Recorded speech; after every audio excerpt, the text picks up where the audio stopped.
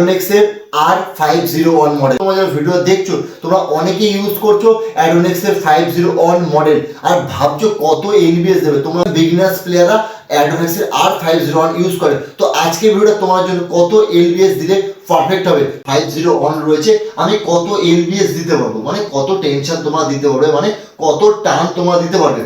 যদি তোমাদের র্যাকেটের কন্ডিশন ভালো থাকে তাহলে 24 অবধি ম্যাক্সিমাম এলবিএস দিতে পারবে। কারণ আমি অনেক বছর ধরে গাটিং করছি, আমি জানি কত টেনশন নেবে। ম্যাক্সিমাম 24 অবধি ধরো, কিন্তু যদি র্যাকেটের কন্ডিশন খারাপ থাকে, মানে দাগ দোগ থাকে, চোট থাকে, তখন কিন্তু টেনশনটা কমবে। আর আমি এই মুহূর্তে অ্যাডোনেক্সে যে র্যাকেটটা গাটিং করছি 501 মডেল, এটাতে আমি 20 এলবিএস দিচ্ছি। দেখো 20 এলবিএস এর সাউন্ডটা শোনো তোমরা, কারণ আমি অনেকদিন ধরে ভাবছি, আশা করি সাউন্ড শুনতে পাচ্ছ। 20 এলবিএস এর সাউন্ড। অনেকদিন ধরে তোমরা কমেন্ট করছো, আমাকে দোকানে প্রায় গাটিং আছে যারা অ্যাডোনেক্সের R501 এর কত টেনশন দিতে পারবো, আমার কাছে আছে। কারণ ম্যাক্সিমাম বিগিনার্স প্লেয়ার তোমরা এই র্যাকেটটা ইউজ করো, কারণ ওই রেঞ্জের মধ্যে এটা খুব ভালো চলে এই র্যাকেটটা।